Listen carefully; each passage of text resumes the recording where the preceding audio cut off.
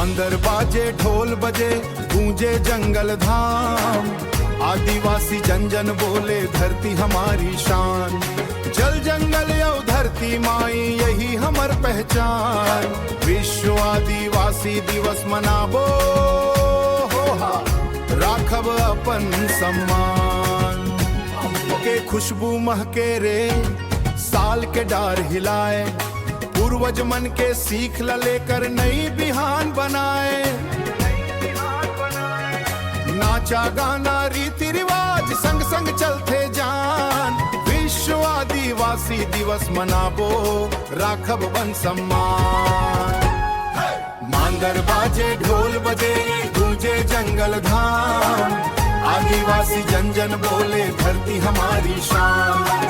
जल जंगल यौ धरती माई यही हमर पहचान, विश्व आदिवासी दिवस दिवस मनाबो राखब अपन सम्मान।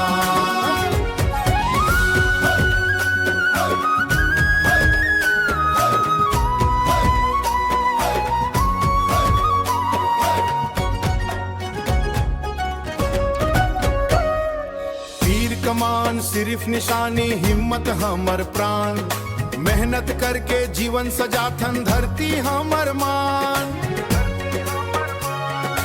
एकता के रंग में रंगे हर भाई बहिनी संग, संस्कृति ला बचाए रखबो यही हमर उमंग।